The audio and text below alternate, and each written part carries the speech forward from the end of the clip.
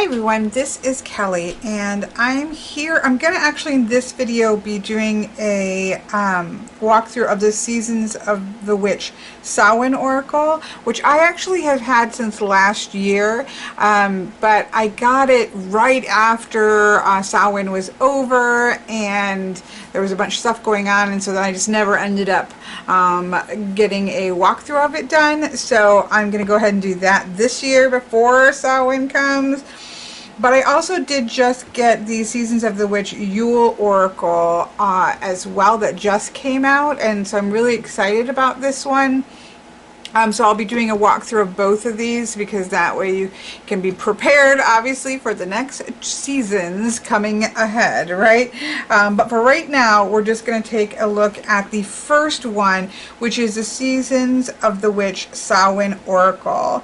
Now, this is created by Lorraine Anderson and Juliette Diaz, and the artist, or the art, is illustrated by Giada. I'm not sure how to say that correctly. Giada Rose. And so we'll talk a little bit more about the creators in a minute, but there was an independent version of this before the mass market was put out, which is by Rockpool Publishing. And it was called the same. You can see it's Season of the Witch, Samhain Oracle, written and created by Lorraine Anderson and Juliette Diaz. And this one doesn't say the artist on the box, but it is. It says, a hauntingly beautiful and unique oracle created to summon personal power and lift the veil to find answers to your burning questions. Now, in this first original deck, there are 60 cards and a guidebook, and this came out in 2018. This came out last year I believe it was last year in 2020. But I could be wrong. We'll take a peek at that and see. And this has, does it say on the outside, 44 cards. So you can see quite a few cards have been removed, and we'll take a look at those in a minute. So the original self-published has this guidebook, which we'll keep out and take a look at. It has cards with sort of I don't know, almost like dark leaves. Yeah, dark leaves. It's hard to even for me to see in person unless I kind of tilt it. But it has a very dark leafy background, which I quite like the look of. But the problem for me with this one is that while this is pretty easy to see, even with my glasses on, I can't read this. Yeah, I'm just trying here. I can see bits, and if I really sit here, call upon the voices who stir something. Anyways, if I sat here and really worked at it, oh, I have sweet spot, would have to go back further maybe, but that's super hard for me, and that is with my glasses on. So these are really not very readable. Now, is that a big deal to me? Not really, because truthfully, you know, I don't often go much on that. I kind of go off of the artwork, and the main title should tell me enough to lean into it, but it's still, you know, these should be more legible. And obviously they're working in a small size, and with the amount of text, they didn't want to, you know, take up too much. But I think it makes it pretty illegible for many people. Can we speak today or not? Maybe this isn't today. Some of the cards are also flipped sideways. So these are the cards, if I have this done correctly, these are the cards that are in the deck. So that one was flipped sideways. I don't know if any of the other one, I don't want to really, you know, we're going to look through all these. So I don't, yeah, there's another one. So two out of the ones that are in the current deck are sideways. So again, I prefer cards to be all horizontal or all the other way, you know, horizontal or vertical, not kind of flip-flop. But if it was, it would need to be a little bit more cohesive through the deck. Of course, there may be some others in the extras as well. So that's what we have here. Now, I will keep these out so we can kind of compare when we start to look at the cards. But we do have some cards that are not in the current deck. Athame is in there, blood magic. Most of, if not all of the men, maybe but one, I can't remember the exact counting now, but I'll keep the men out. Here we have centaur, we have a chalice, so we have some tools here. We have coven, I thought that was in there, but I could be wrong. Creativity, we have death that has a male in it. We have a ghost. We have goddesses of Samhain, gods of Samhain, so again male. We have raven, we have reclaim, we have skull, we have spirit, we have truth, and then we have a sideways one of the witching hour. So I believe, and again, I could have done these incorrectly, but we'll double check as we flip through the comparison. But we can see there weren't really a lot, and I think there's one or two more that are in the are actually in the deck, but we can see there weren't a lot of male representations anyways, and when they went to make the mass market deck, these were removed. So I'm not sure why. Now this I can read because it's in the light. Bittersweet is it not?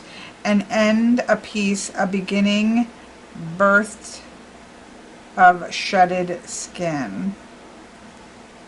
I think that's what it says. Don't hold me to it, because again, I can't read it very well.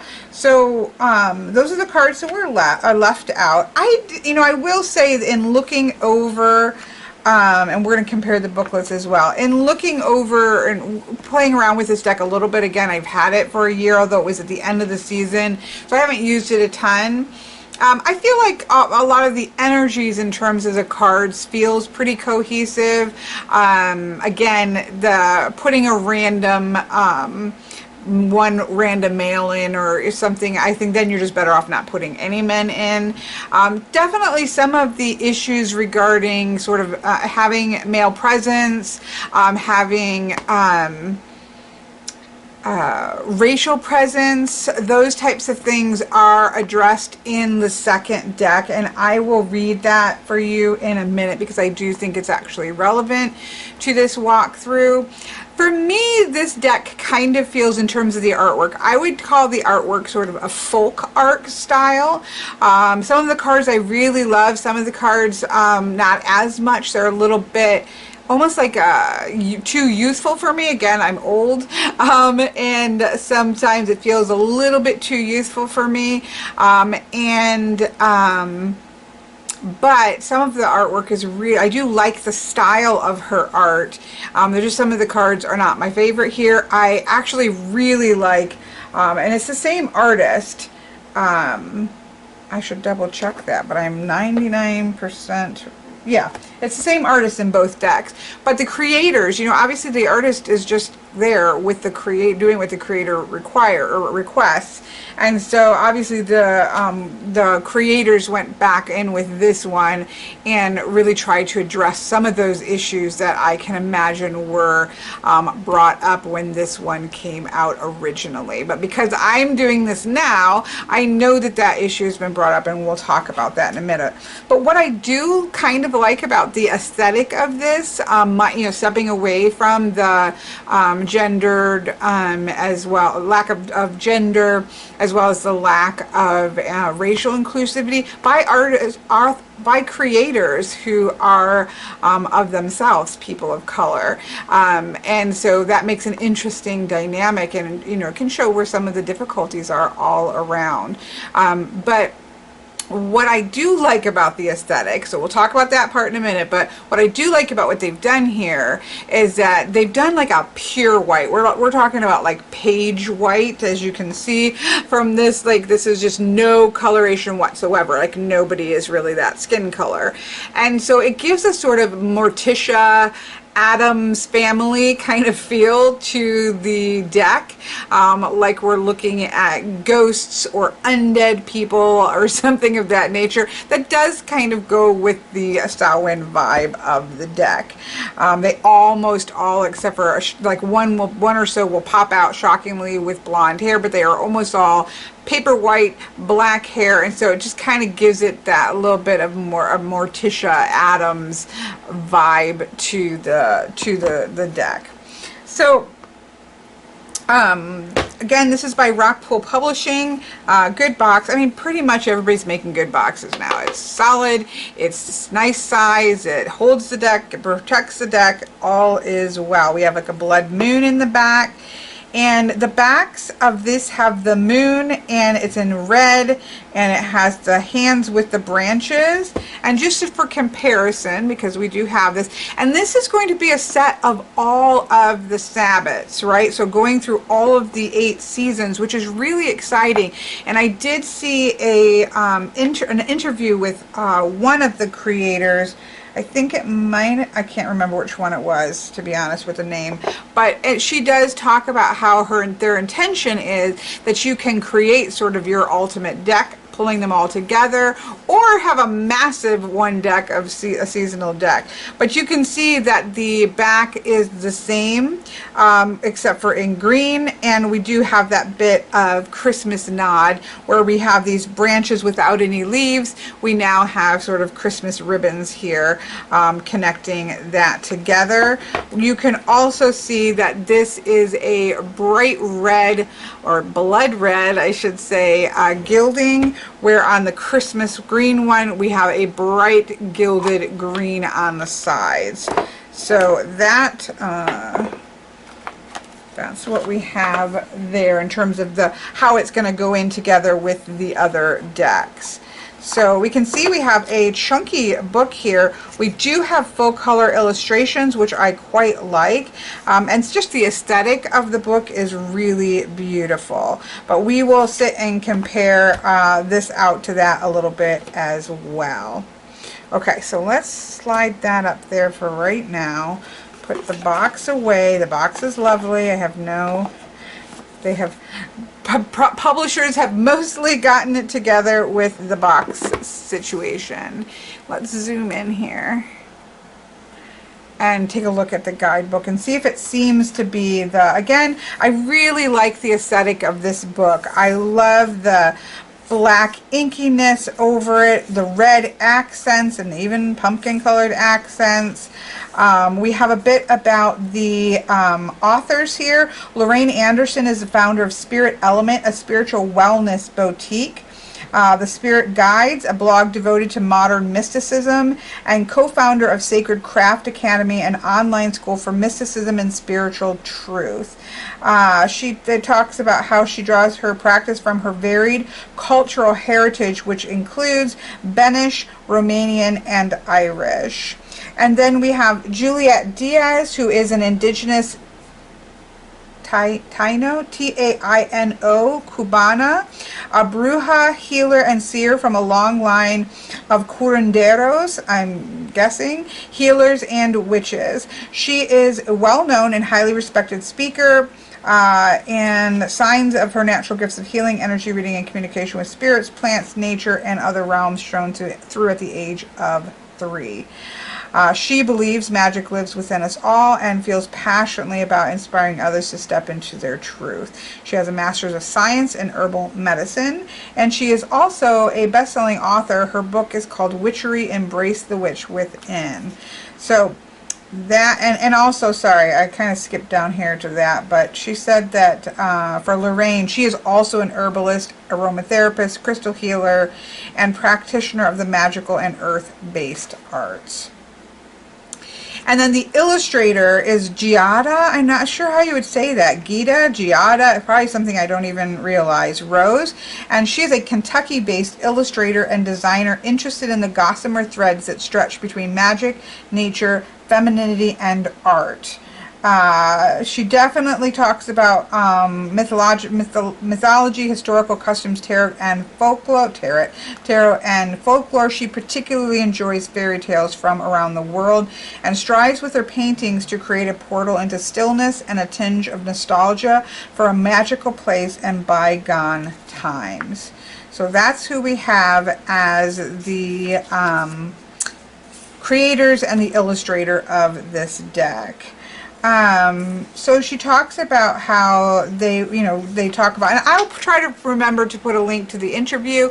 I think it's really would be a useful one for, it's about the Yule one, but I think it would be interesting to see kind of how they came about making the deck as such. So she talks about how the cards are broken up into 3 sections: the Witch's Familiars, the Witch's Tool, and Samhain, and are arranged in alphabetical order to make them easy. I wonder if so they're numbered alphabetically. I wonder if they talk about, we'll see, card spreads, 3 card spreads, gives you some ideas of how to do that. Interview with your deck spread, a graveyard spread. See, I love when there is a thematic deck, that there is a thematic reading. That's a big plus for me.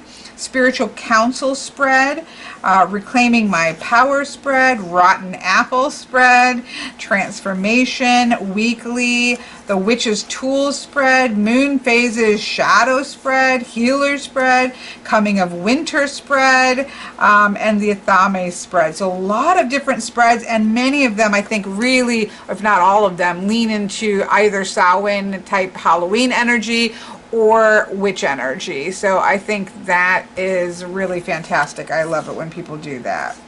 So then it gets into the oracle cards themselves. You get a full image of the card. You get keywords for the card. You get the text that is on the card. And then you have both regular text and you get reversed text. So this does seem to be one that its intention is to be used with reversals. So obviously whether you do that or not is up to you, but it's certainly nice to see when they do that. So I'm just going to pull up the text of this one, which is, okay, these might be, okay, these are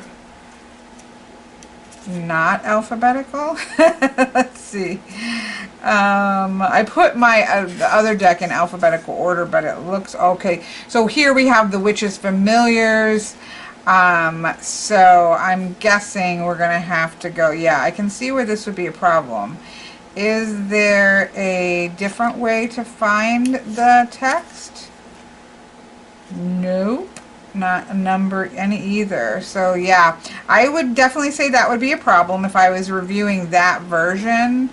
I would definitely consider that to be problematic, because as you can see, to try to find this is not necessarily easy. Okay. Here is the Samhain card. So it's got the Witch's Familiars, the Tools, and then the Samhain cards. So we have keywords, emotion, and summoning. We have the text there that seems to be the same. On this night, the veil between the world. This all seems to be, if you're like on that, that's this text here. At will. And then we have the reverse. It looks to be, now I'm not saying they didn't change anything, but it looks to me like, at least on this one, it's the exact same text in here that we have in here. So that is one of the things I did want to check.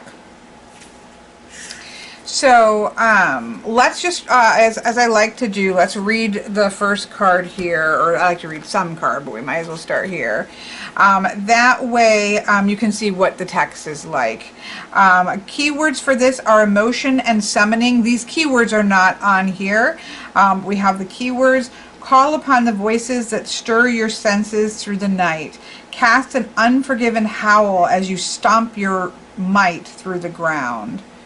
Samhain, Halloween, Feast of Apples, November's Eve, Hallowmass, Shadowfest, All Hallows Eve, all mean different things to different cultures but have the same intention, a day to honor those who have passed on as well as celebrating the passing of summer and the coming of winter.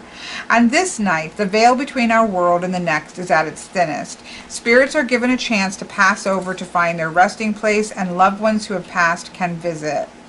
We can take advantage of this magical time by harnessing the open energy from the spiritual realms. Communications with spirits and guides are more natural than any other night of the year. It's a beautiful time to deepen a psychic practice or start a new one, or to call on the help of the powers that be. Working magic on this night is likely to lead to success even if you've never worked a spell before. If you have pulled All Hallows Eve, you are being called to summon your inner magic. The spiritual realm is smiling on you and is waiting to be made use of. Some additional ways to use this energy is to create a Samhain altar that stays throughout the year, or working with one of the correspondences of Samhain. Additionally, you might try working with more profound, darker energies such as a crone energy or a dark goddess such as Hecate or Morgan. Calling on a deity regularly will help you develop the ability to summon power at will. Reversed, you are letting your emotions get in the way of being able to see your situation clearly. Emotions can be useful but also hurtful. Anger might prevent you from working a successful magic spell, or feeling unattractive might put a brakes on a love spell. Likewise, a low vibration emotion might cloud your judgment, forcing you to react from an untrue place. The most destructive emotion is self-doubt. Magic needs confidence to work. You have to believe in your power, or the energy will not flow. It's okay to work a spell and not feel the energy. Take your time, then try again when your emotions are in a better place to receive what you desire. Sorry, that's me, not them. So that's what we had, the text that we have for All Hallows Eve. But on the card itself, we have the title, the number, and then call upon the voices that stir your senses through the night. Cast an unforgiven howl as you stomp your might through the ground. I do feel like that is a very powerful sentence for this card and this time of year. So that's what we have, of course, then going through all the rest of the cards, where we have reversals and uprights there. So now let's take a look at said cards. Again, this is Rockpool Publishing. They tend to go with very glossy cardstock, but I will say I have a lot of Rockpool Publishing decks that I have shuffled the heck out of, and they hold up really well. Now, I don't know if I have a gilded, especially a shiny gilded Rockpool Publishing deck. I don't think I do, so I'm not sure how well this particular is going to hold up to my riffle shuffling, but I'm okay with that. I don't necessarily need my gilding to stay shiny. In fact, I don't often really prefer a shiny gilding. Hopefully it won't be like chipping or peeling up in any way, although you could definitely put like a black coating over it once it starts to chip up, and I think it would go perfectly fine. And I'm not saying it will chip, I'm just saying I know that Rockpool Publishing cardstock holds up well for me, but I haven't really put any to the test that is shiny gilded like this. Alright, let's zoom in here a little closer. Okay, so we just talked about All Hallows Eve. Here we have altar, a sacred devotion, a worship skin deep rising from the ash, the waters you keep. The keywords here are devotion, worship, and individuality. A sacred devotion, a worship skin. Oh, a worship, skin deep rising from the ash. That sentence, I will be honest, doesn't say too much for me. The waters that you keep. So this is about your altar being a sacred space created to honor something in your practice, which I agree with. A space dedicated to worship and devotion of your craft. Beautiful expression of who you are. if you have pulled altar, it's because your guides are thrilled to see you making an effort. So again, you know, I would generally just go off of the concept of the altar, which is a concept that I understand. I say for me, this would be very much a working space. This would definitely be an honoring space. Generally, altars are in honor of something, even if that is your own understanding of magic or your own power, like your own inner power as well. So we have altar. We have an ancestors card. I am always thrilled when there's an ancestor card. So you can really start to see the aesthetic. It has a very, this best I can come up with it is sort of a folk art, a folk art style. And again, a very much of this Morticia Addams kind of feel, which I do feel like does, the aesthetic of that goes well with Halloween, which I can kind of step into and enjoy as well. They hiss a quivering so deep only roots of your soil can lift the nakedness hidden within the vows made in silence. An ancient chill walking upon the spine. So definitely go with the more creepy tone to the ancestors. I don't tend to have a creepy connection with my ancestors. Powerful and sometimes overwhelming and definitely bossy, but not necessarily creepy.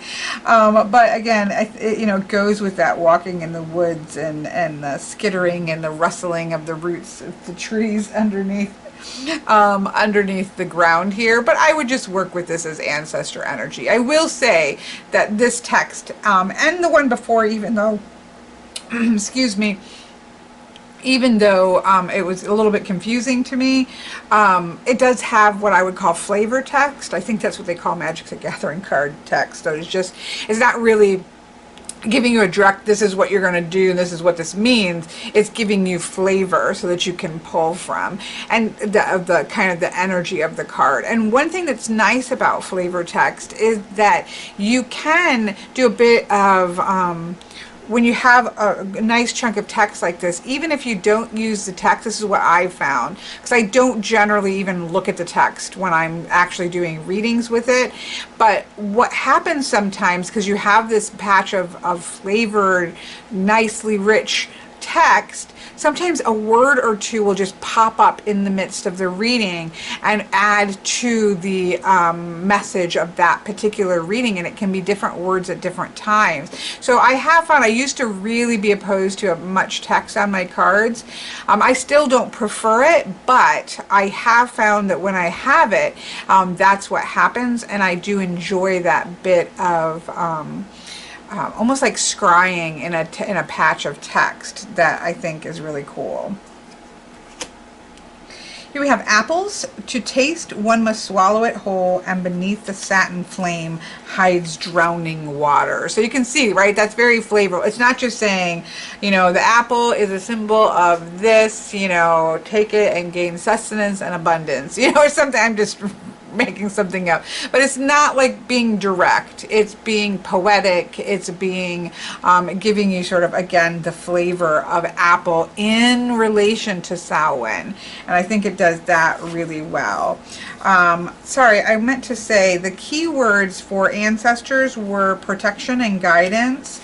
The keywords for the apple are deception, mistrust, and rotten. So they're definitely going with the Snow White apple, right? Not the harvest fruit apple that you might have, which makes sense. Ooh, here we have a banshee.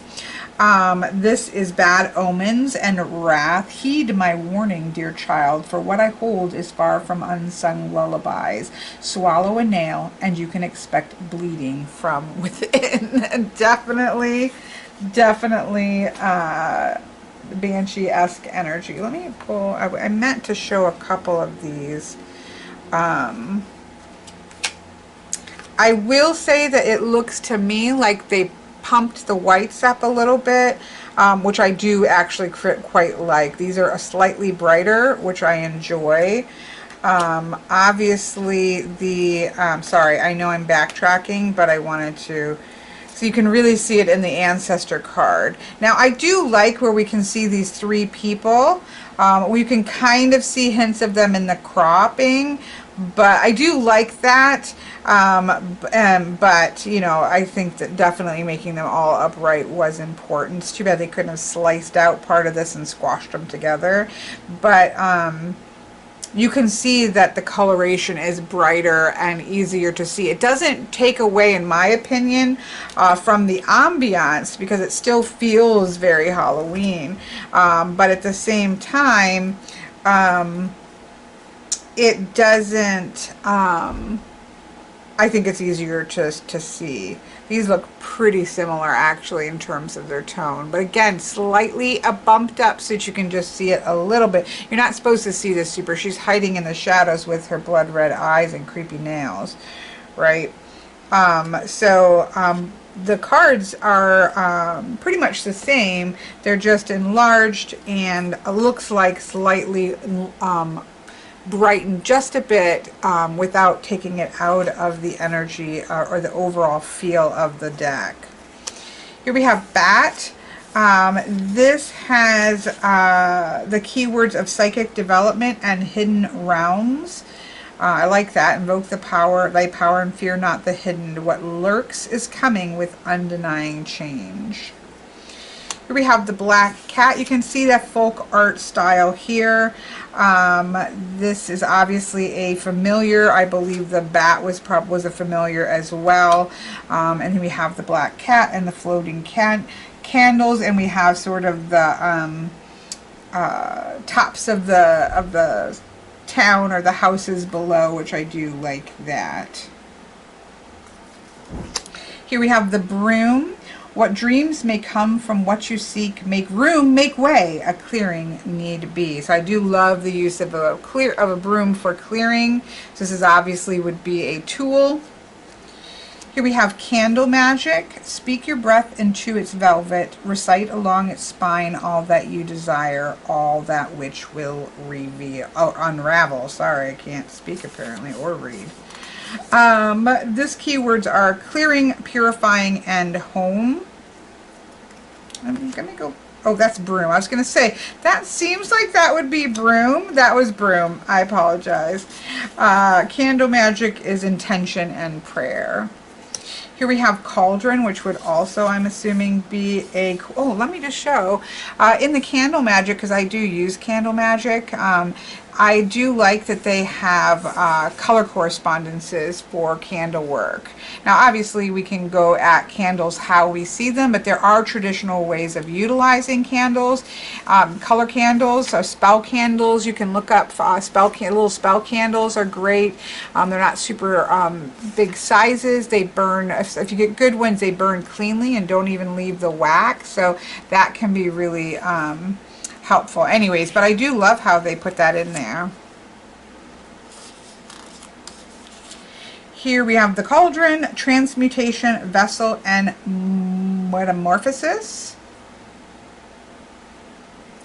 Obviously we have those tropes with the brooms and the hats and the you know, all dressed in black, and again this sort of Morticia Addams vibe to the imagery here. We do have a different color here. Here, the coming of winter. It comes in lullabies deep within your mirrored flesh. Alas, it is time to lay your quivering chest upon the winter's coming. Reflection and rest. Here we have crystals and herbs, and these would also be a tool, I would assume. And here we have Earth's medicine and healing. We have the dark moon.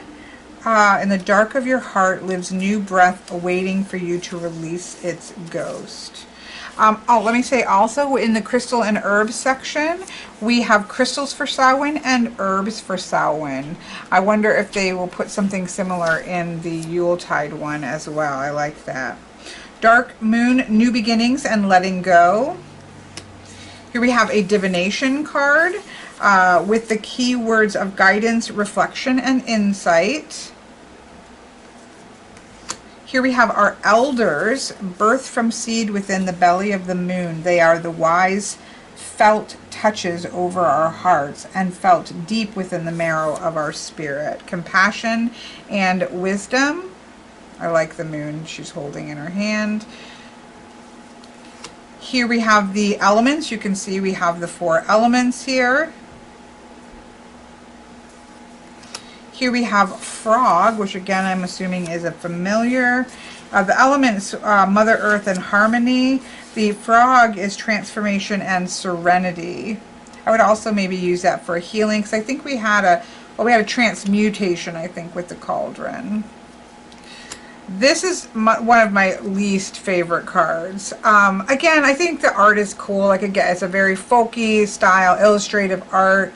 I love that there's a graveyard here in this, but I don't, it looks like there's like some 3 young Instagram girls came and posed for an Instagram photograph. For me personally, it doesn't, I think there's a lot of power in the graveyard and a lot of peace in the graveyard, and I don't know that this necessarily for me shows that. I do think it shows a comfortability in the space, which I do agree with, or I like that there. And the keywords are peace and acknowledgement, but I just, I would have picked just the graveyard, I guess, without any people in it whatsoever. But just the way that she's kind of lounging there is just a little bit awkward to me, but I can deal with it. Here we have Greet the Darkness. I do like the reverse imagery like this. I think it pops it out really well and has you truly in darkness with just the highlights. Self or inner truth. Here we have grief, which I think is really beautiful. The keywords are mourning and loss. But are you being controlled by your grief in some way, or bound or tied by your grief? And they talk about how it is a very uncomfortable dance between feeling everything and feeling nothing. And they do talk about how it's not just about losing somebody; it can be other things that cause us to have grief. But we don't want to become tied to the grief and not being able to see outside of it. So I do like that inclusion of the rope there. Here we have Haunted with Atonement and Company. We can see the 4 hands from the back of the cards here. The breaking of the floor beneath your naked feet, the creaking of the walls as cold kisses flesh. You're never really alone when in the company of hauntings within bone. So again, very flavor text there. And they go on to talk about in the book about poltergeists, but they're just an understanding that there is what we plant we sow, right? What we sow we planted at the end, right? That there are certain things that are ramifications for our choices and our actions, and we might be haunted by some of those things, and maybe needing to make some of those things right. So what I do like is that you can see that we have some shadowed cards within the deck. Obviously there's probably a little bit more because it's Samhain energy, but I do like that there. Here we have the Healer, which I think is gorgeous. I want to say in this deck, obviously we can't count, banshees. They're their own thing. They're a fae creature. But I think this may be, we'll see what we get at the end, this may be the only person of color in the deck. Again, I will talk about that after we're done looking at the cards and read you what their response to what I'm assuming, I don't remember at the time, but I'm assuming was, some criticisms in that regard. But this is a beautiful card. I love the feathers here, and it's just really powerful healer card. I also think this is really very high priestessy energy. I love the third eye here with the intuition. Oops, I'm starting to kind of get out of whack, aren't I? Healer is guide or facilitator. So this is talking more of a person, a specific person, although you can use that in different ways. With intuition, we have feeling, inner sight, and visualization. I'm curious, let me grab, because we did have the divination. Let me just see how they kind of separate out. Oops, I probably definitely went right by it. Let me slow it down. Cauldron, divination. You hold the answers. You know the truths. Ancient ones await behind the doors of the mind. Take a breath. Take it twice. Insightful reflections are guided by light. So let me see the keywords. The keywords for this are feeling, inner sight, and visualization. The keywords for... I do wish the number was more on the top, although these are alphabetical, so I guess it doesn't matter. Kelly, let's... Oh, I'm going back. I'm going the wrong way here. We see. And... oh my goodness, this is not the fall. I've had a week of weird migraines and headaches, and so my brain isn't fully functioning. Guidance, reflection, and insight. And this is talking about this as an actual tool. Cards, tea leaves, coffees, clouds, candlelight, flowers, right? So this is really a practice of divination, whereas this is an internal state of intuition. I think those two things can be seen separately. I was just curious about that. I love this journey card here. I like the image of this. Here we have discovery, lessons, and purpose. Here we have mischief. Keep your eyelids open and sight sharp as nails, for there is something trailing behind your tail. This would have been cute with a bunch of cats on it, I think. But this is about being mischievous, being a little bit naughty. It talks about how if this is in reverse, this can really speak to people around you who probably don't have your best interest. However, upright, it's more of that mischievous side of Halloween. And I do like that inclusion. I like that, like the trick-or-treat card in the Halloween Oracle. To have that bit of play that comes in, I think is important, and that seems to be what this card holds. Now, I love this art. Like, when I saw this, I was like, oh, this is really gorgeous, right? It, again, has that very folk art style to it. It's a little bit, you know, less dark, I guess, than the... It makes me wonder what they're going to do, like, with the autumn equinox, harvest energy with some of these colorations. So we have nature spirits here, which, again, I'm assuming are familiars. Beautiful owl card. Again, very fairy tale. I feel like this deck might go really well with Into the Dark Woods, or the Dark Woods Tarot, that follows the journey of the one woman all the way through the story. This deck might pair really well with that. I might snag that when we're done just to see. But I do think visually, again, it's quite beautiful. And another familiar, so we have the owl. Oops, I know I'm supposed to be being helpful. Owl, keywords knowledge and observer. We have potions and spells with manifesting and calling.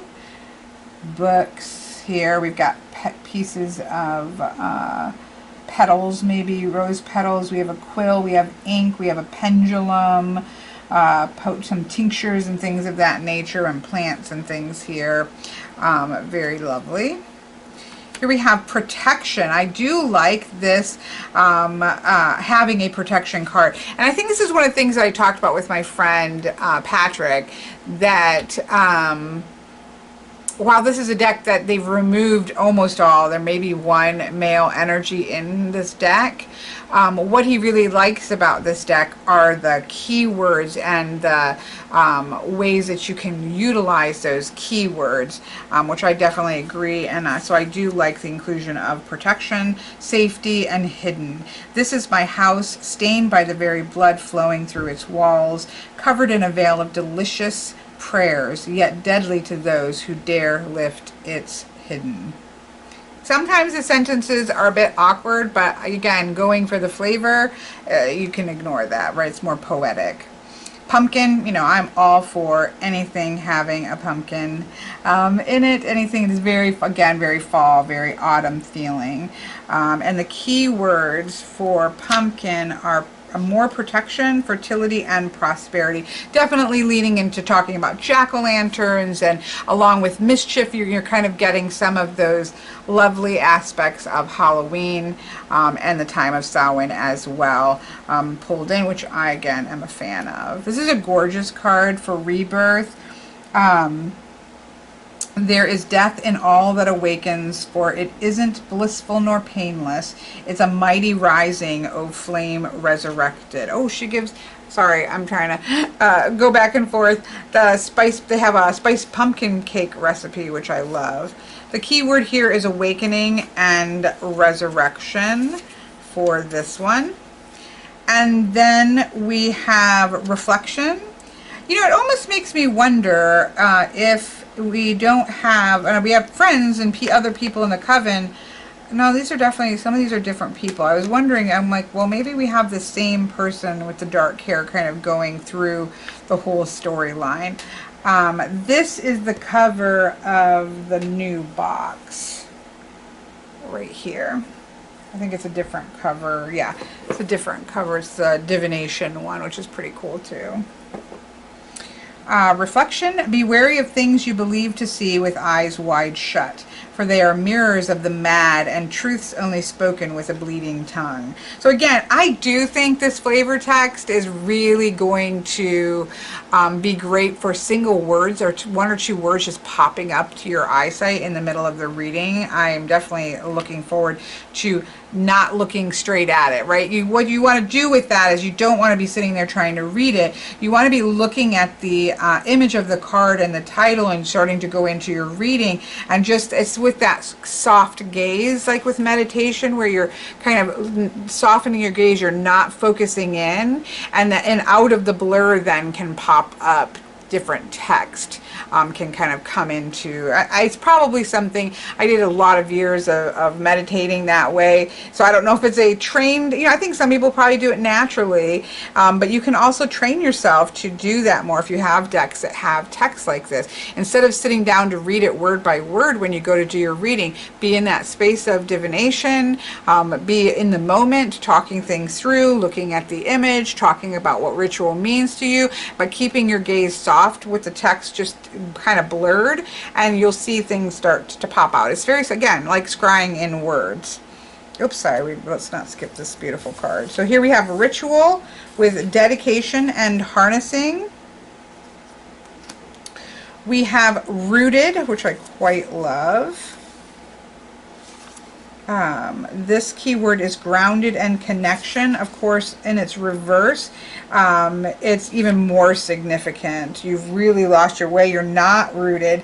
You may be completely outside of your body. I haven't looked as much at the reversals, but I will be interested in giving this a try with reversals. Here we have seduction. Aspect of oops, I missed something. Did I miss something? No. Keywords passion and manipulation, right? Passion can be used to manipulate. Can be empowering, but it can also be manipulating. Here we have a beautiful silence card. Like, you do feel like you're in an old house or some kind. Stillness, nothingness, presence. There is a sweet embrace in the nothingness. Stillness brings a presence of self, fully embodied. I love how I don't know if you can see this, but we do have candles, and they are lit, I believe, but we don't have them really shining like all the other candles do, which I think is really cool. Here we have spider. What a wild web we weave, dear child, a delicious mystery untamed. Here we have keywords of mystery and growth. I love having a web in a Samhain deck. We have the third harvest here. This I thought was really interesting. I worked with this a little bit last year. The keywords here are gathering, abundance, and preparation.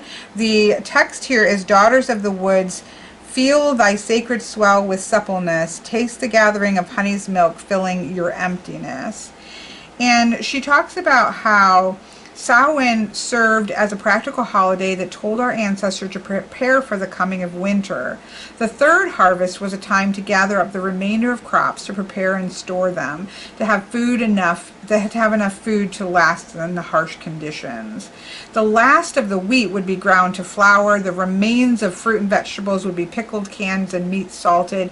Everything with a shelf life was stored in underground cellars and packed with ice. So it's just this idea that, you don't just harvest one time. We have harvests along the seasons of the harvest time, not just this one big harvesting.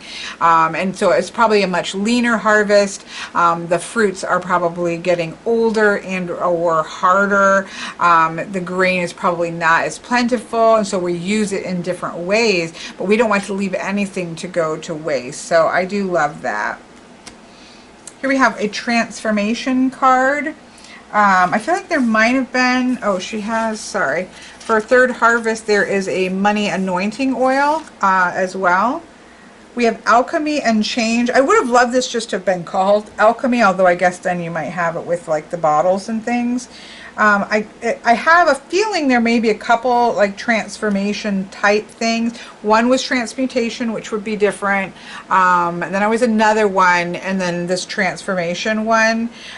So there may be a couple, but I think that in the time of Samhain that makes sense. And I'll try to flip through and see if they feel different.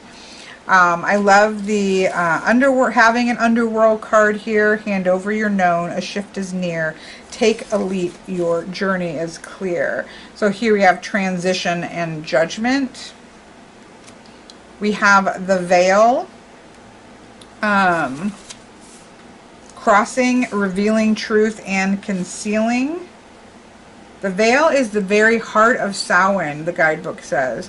On this night, the veil between the worlds is at its thinnest, and the spirit realm is as close as it's ever going to be here on earth. That means you have a toll-free call to every spiritual helper, from the gods and goddesses to your ancestors, your angels, ghosts, you name it. Each year you have a chance to receive supercharged advice from those who know everything in the entire universe. I'm not sure our ancestors know everything in the entire universe, but they're working on it. It depends on which of the ancestors. The primal ones. Crossing, revealing truth. In reverse, there are truths that are being concealed. Again, I feel like this stands out with, I was making piles, but then I stopped. This stands out with, I think, the nature spirits as the artwork being a little bit different, right, than the rest of the deck. That is very much everybody's dressed in black. Again, there are some variation, or black or white, or gray. So there are, some variation there, and I like the look of it. Like, I'm not complaining about it at all. Even in the four elements, you've got a touch of the red with the black, some of the green with the black. We do have the blue and the kind of gray-white that are there. But mostly, you're looking again at that vibe of with all the black clothing, which I really like. Oh, I must have stuck it some other pile. Oh well. I think it was the nature spirits where we saw some other clothing. I've got too many piles here. But this really stands out in, again, a very folk art style. I could, again, really see where they might go with the autumn equinox one. Encouragement and inner knowing. These are the voices around us that we need to listen to carefully and getting guidance. And so I like the folk sort of it looks like cultural clothing from different cultures, that type of thing. That I really like the look of this card. It stands out a little bit against the rest of the deck, but I still enjoy it. I feel like this could have probably gone into like the autumn equinox more so. And then we have Witch. Keyword wisdom and alchemy. And I don't know if it talks about it here, but I think in the Seasons of the Witch she talks about it, and I think in the interview she talks about, you know, what she means by witch. So not everybody, you know, can you use these decks if you don't consider yourself a witch? Of course, she said yes. It's just a term, right? And for me, it's a term of practice and devotion to your practice and to working with your power. But everybody has different connotations to that word, and so how you utilize that is you know, up to you. This is certainly an energy that you can tap into. I would say probably most people that have a real negative feeling towards the idea of witch may not fall into these decks, but grab hold, allow the dwelling fire within belly, awaken all that is. A mere glimpse, a delicate pull at the very roots, living in the alchemy of self. And again, the key words here are wisdom and alchemy. So that's the, oh no, that's not the last. The last of the cards is Wolf. Sorry, it would have been a good grand finale, but I'm even happier to get Wolf. Devour the ferocious calling within the howling of your spirit. Run wildly into the freedom of your knowing. I love the old stove here with all the teapots on it. And the woods outside. They definitely are in a cabin there. So, okay, that's what we have here.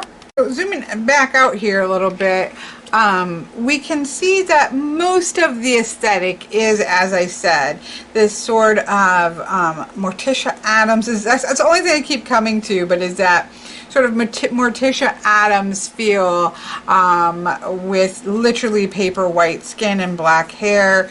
And I do think that it goes real. This is one of my favorite images. Like, that is just stunning. It really does go with the aesthetic. Mostly young, although you do have some, you know, that's a feeling of maturity there. There's a feeling of maturity there. Mostly young. This is really, I have to say, I haven't gone through this in quite a while, since last fall, or really going into last winter. And this is really the only card that's like, ugh, you know, just not my favorite, because again, just the way that my connotations to graveyard energy is. But most of the cards are this aesthetic. Again, you do have some that look a little more mature. You have one that is clearly in an elder stage, but that's the only one. You do have different coloration, more than I guess I thought, of just not having, I guess, black hair, but it's still, you know, relatively that kind of folk art style there that go out a little bit a ways, and or I guess you can't really see. So not everyone. We do have some different hair colors coming in here. And then we do just have, you know, I think some people can make a case for some of the other ones, but in technicality, you have one person of color and no males. Now, I will say, I thought there was one, and I was saying that I think having one is worse, right? If you're only going to have one, then you just might not well as have that, unless it was just the god. Like, I could see having the goddess and the gods of Samhain, and not having any other males. It's really focused, obviously, on female witch energy, but at the same time, you know, leaning into the, like, the Lord and the Lady. That would make sense to me, but just having one, you know, it's not really going to work. And that's probably what they thought of with the 3. Like, if we're going to cut this out, these are 3 out of 60 some. Obviously, it's not a main theme of the deck. You know, would we like to see that? Do we see more of that in Yule? Yes. But I don't think that that means that you can't use this as a male, because I think that the keywords and the, it's very interesting, differing type of keywords than you always get in other decks. I think will make this useful to anybody, but are you going to as much if you don't, you know, if it's, you don't see that representation or like the aesthetic there. So there's that.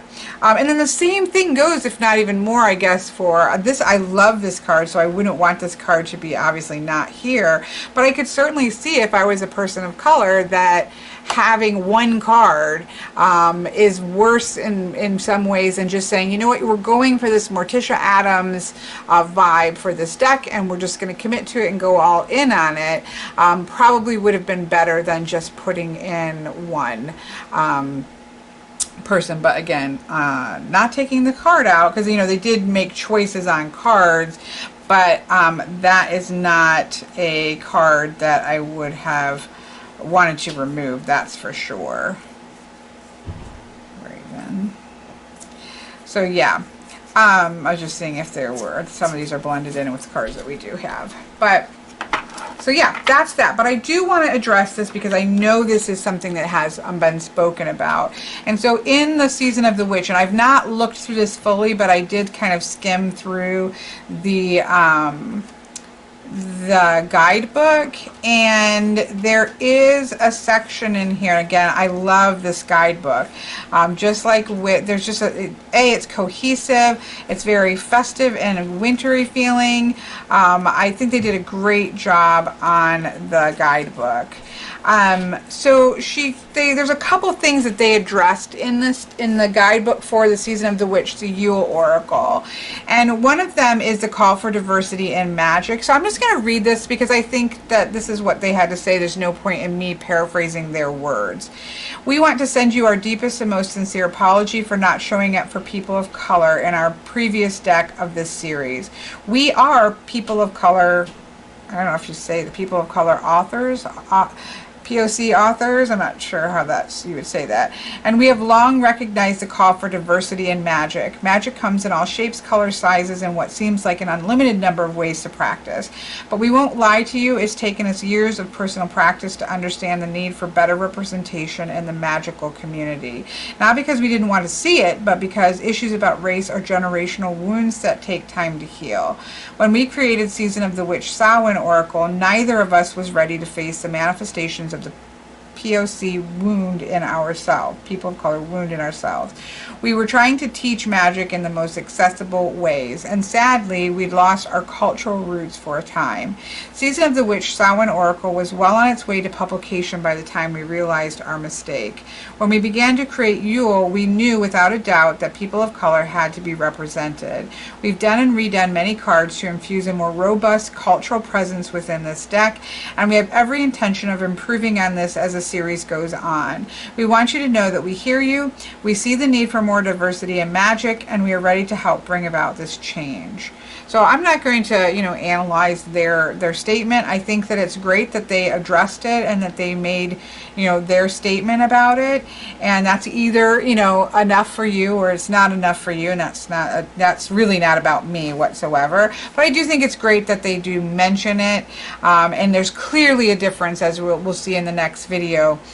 In that area. They also talk about reclaiming, shifting the witch image, and about not having to be born into a line of witches. You don't have to know your ancestry back 50 generations, and so on and so forth. So they do address the idea of witch and the way that we view the word and the way we view magic being really important. And then they also make a note on religion, because there are religious symbolisms outside of pagan religion in the deck, such as, I know there's a Mother Mary card.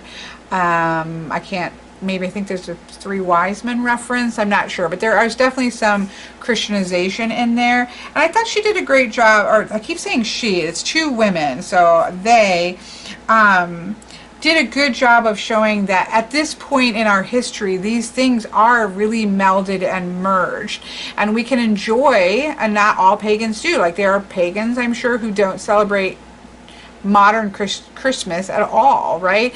And vice versa. There are, I'm sure, pagans who celebrate regular modern Christmas and they don't really celebrate the Sabbats, right? There's a lot of different ways to lean into that, and we can see the threads of all of these different cultures within these practices.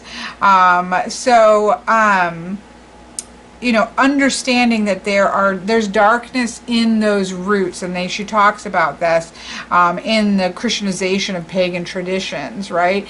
But we are now left as people, most of us being people who are raised celebrating Christmas, loving Christmas holiday, regardless of the past. They at some point morph into meaning something different for the people celebrating them. And so she does, or they do talk about this. Remembering the roots of your practice is what keeps you grounded in truth. Change to allowing you to accept the path to healing that is available to you. So So they do know. I should have saved that for the next video. But my point is they kind of touch on these issues of diversity, issues of the reclaiming wit, the idea and the verbiage of witch, and then also this kind of understanding of the ways in which things do meld, traditions do meld, so that we can have trick-or-treating, right, which is an old tradition as well, but what it looks like today to be mischievous and playful and carve pumpkins, and in a very different way than carving pumpkins might have been in the past. We can honor the past and still also honor our the way that we were raised and the nostalgia that we have in those things as well. So I thought they did a good job at addressing these issues, and the only reason I bring that up is because I think it's relevant, especially in terms of diversity. It's relevant criticism of the deck, but then also a relevant to bring that up and read their response to that in the next deck, as you'll see. So there we have it. Let me give this a shuffle here. I have shuffled this deck already. Again, Rockpool Publishing cardstock for me. I enjoy it. I don't like the glossy aspect of it. I'm not a fan of glossy cardstock, but some people do love glossy. So I'm not saying it's good or bad. It's not my favorite, but I've never had an issue with Rockpool Publishing decks, and I have some that I have really shuffled to death, seeing as we're talking about Samhain, and they've held up really well. So if you know in the comments, like if you've had this deck and have shuffled it more, like if you had it maybe in the beginning of last season and you used it a lot, you know, let us know in the comments if how your gilding is holding up. Do as I say, not as I do. You technically shouldn't be riffle shuffling any gilded decks, right? You will chip away at your gilding. I don't mind a good wearing of gilding, as I've said. If it's good gilding, it actually becomes quite beautiful as it wears in. You know, for higher end gilding, like if you look at my original Fountain Tarot silver gilded, like that, I absolutely love how that has worn with a ton of riffle shuffling. So that can hold up better though sometimes to this type of really high shine, more mass market gilding, but you know, we'll see if anybody puts in the comments how it has worked out for them. Here we have Nature Spirit, we have Broom, and we have Potions and Spells. What I like about this combination is that what words popped out for me is twirl and twirl. And so we have this energy of utilizing the energy that is around you to do a cleansing. Like it's a time to brush out. You know, I've got windows open, fans blowing as the temperature's starting to, we've had a warm beginning of September in my area, but trying to pull in that new energy and do an energy cleanse, but don't just do it with your broom. Utilize the energy around you. Call in the spirits that you might work with or your guardians to also aid in your cleansing of the house, both physically with a broom, both energetically with a broom, or with smudging, or with sound like banging a drum, or crystals, however you like to cleanse. But utilize the energies as well, not just your own. And then with the potions and spells in this particular one, I would say that this is about being very deliberate and intentional about your cleansing. You might want to do this message to me would be very much, it's time to do that full cleanse, right? Where you are cleaning your house first, then you are energetic cleaning your house. Of course, I think cleaning your house literally also does clean energetically, but then you go in and do your whatever your energy work is going to be, and then maybe there's some things you want to be doing very deliberately and specifically. I always go and kind of seal the windows and the doors and any kind of opening, computers, things that are openings, and do sort of a full on, it's time to cleanse, it's time to clear energy, clear things up, and set things back into place deliberately so that you're ready for the coming season there. But anyways, I hope that you have enjoyed this look at this deck. I am definitely going to keep it out. As I said, it was already going close to Yule for me, and I have very specific energy going in that direction, so I didn't get much use out of it last year. The other thing she did talk about is in the interview, which I again will try to link below, is that do you have to use these cards just at their seasons? No. If you, and I do this with the Halloween Oracle. I didn't think about it with this one, to be honest. I need to leave it out.